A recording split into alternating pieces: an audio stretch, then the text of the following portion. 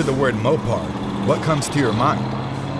Chrysler, the company that owned Dodge, Plymouth, and DeSoto, initially used the Mopar moniker in 1937 when naming its customer service and parts business by combining the terms motor, mo, and parts, par.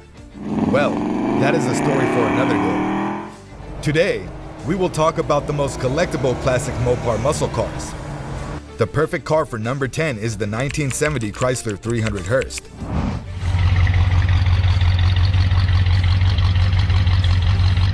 Only the 1970 model year saw the production of the Chrysler 300 Hearst, one of the rarest Mopar vehicles ever made.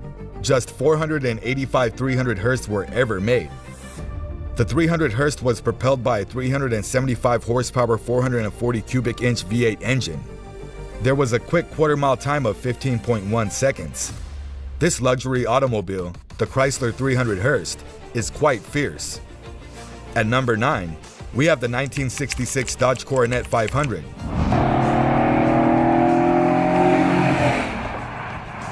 When the muscle car trend reached its peak in 1966, Dodge was eager to join in on the fun.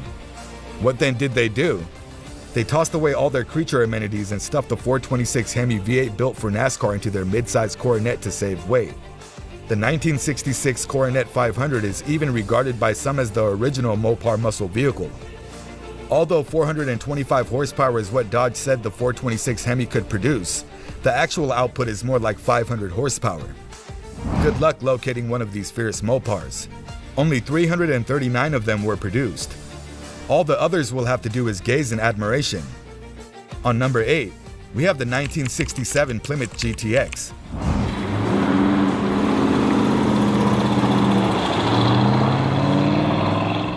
Customers were offered a solid balance of luxurious styling, high-performance driving dynamics, and comfort features in the GTX. Grand Touring Extra. Ford Fairlane and Chevrolet Malibu were among the vehicles the GTX directly competed with, and it outperformed them all with the 426 Hemi V8. The 426 Hemi, as previously stated, probably produced close to 500 horsepower and allowed the GTX to reach a 0 to 60 time of 6.3 seconds. Additionally, the GTX set the foundation for another incredible Mopar that we'll discuss in greater detail shortly. Coming in at number 7 is the 1970 Dodge Charger RT.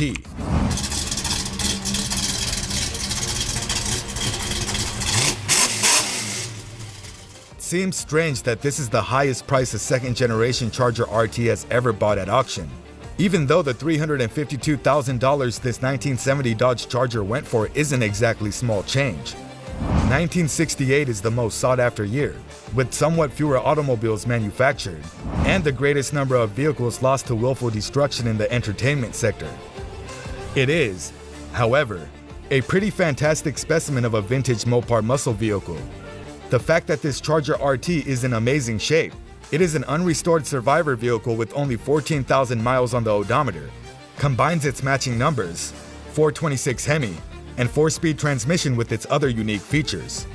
56 Chargers were equipped with a 4-speed transmission and 112 Chargers with a Hemi engine when they were brought out of the factory in 1970.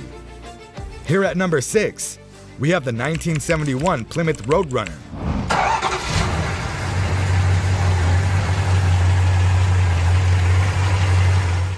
The only real differences between the Plymouth Roadrunner, GTX, and Belvedere in the late 1960s were their varying degrees of luxury.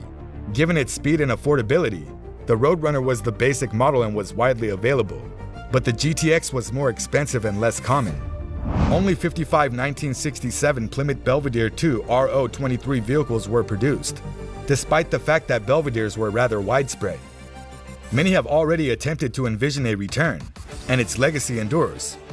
Though the most valuable of this Plymouth class, one rare Hemi-equipped Belvedere sold for a pitiful $79,500 in 2013, and another, with a $104,500 reserve, went unsold in 2023. One would think otherwise. A 2023 Mecum auction saw a second-generation 426 Roadrunner shatter records when it sold for a cool $500,000. The 1971 Dodge Charger RT is the perfect car for number 5. It It was strange enough that the 1970 Charger was the best-selling vehicle of the second generation, but it's much more strange that a third-generation car went for $50,000 more. 1971 saw the Charger get a new body shape that Mopar enthusiasts either adored or detested. Some even contend that 1971 was the final year that was excellent for muscle vehicles in general, not just Dodges. Although 71s were never thought to be as valuable as its previous models, this Charger RT clearly proves otherwise. The standard Hemi engine is present in this high-impact Hemi Orange Charger, but oddly, an automatic transmission rather than a 4-speed manual was installed. The sunroof is reportedly what distinguishes this as the most expensive non-Daytona Charger. It's one of just 3 Hemi Charger RTs with a factory M51 power sunroof, which makes it appear a little ridiculous. Undoubtedly, a collector enjoys taking in the sun while achieving a quarter-mile time of 13.9 seconds. At number 4, we have the 1969 Dodge Hemi Coronet RT convertible.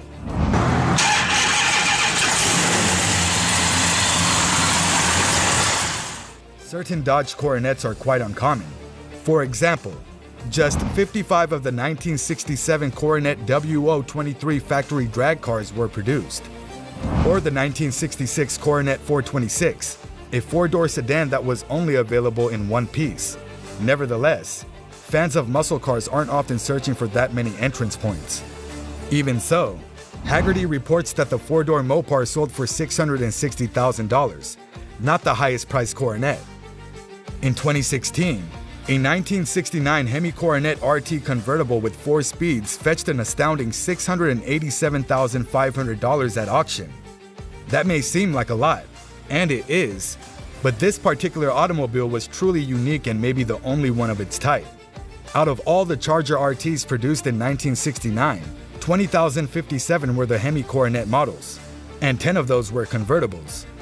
This is the only known Hemi convertible with a 4-speed transmission. Counting down to number 3, we have the 1969 Dodge Charger Daytona.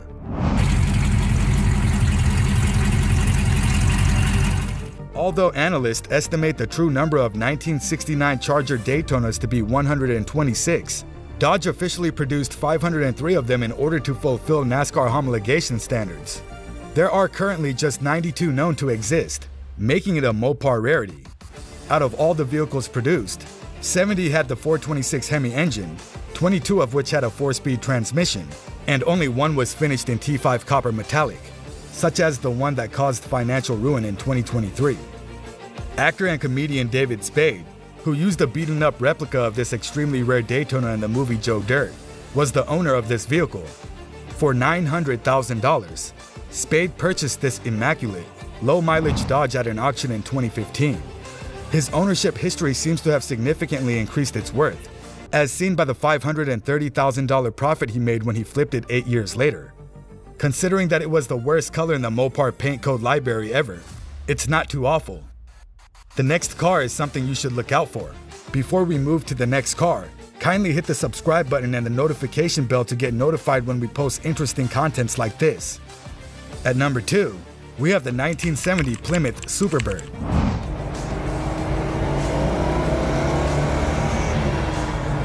Although it was far less uncommon than its Dodge cousin, the 1970 Superbird was the Plymouth take on the Charger Daytona.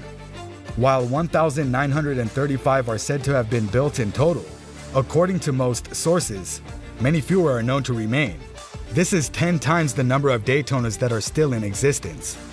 A Plymouth Superbird sold for over $200,000 more than the highest dollar Daytona, despite being more common than the Dodge. The 4-speed Hemi is a valuable Mopar, just like any other. The majority of Superbirds were equipped with the 444-barrel carburetor, 716 with the 446-pack, and just 135 with the 426 Hemi 4-speed. Why did the Plymouth get a higher price at auction while this Superbird, which was sold in the same year as David Spade's Daytona, has the same equipment? The simplest and best response is that limelight green, which is just a fancy term for brown, looks cooler than copper metallic. Finally, at number 1, we have the 1971 Plymouth Hemi Cuda convertible.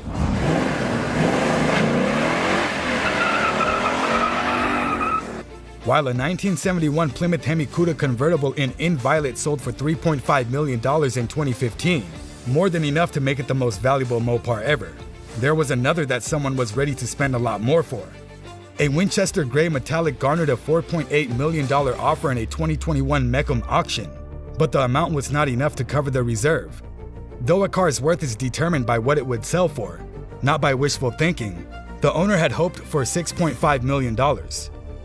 Nevertheless, this 426 4-speed convertible is the most valuable vintage Mopar muscle vehicle, valued at around $5 million. It is the most sought-after vintage muscle vehicle ever made. While certain Shelby Cobras have sold for more money than others, they are performance vehicles. The most valued vintage Chevy muscle vehicle is the 1969 COPO Camaro ZL1, which sold for $1,094,500. However, that model is an aftermarket dealer one. This 1971 Hemi Cuda is an actual factory production vehicle. What do you think about the list of collectible cars? Do you think there are some cars that shouldn't be on the list? Let us know your thoughts in the comment section. And also, don't forget to like the video, subscribe to the channel and hit the notification bell to get notified for more contents like this.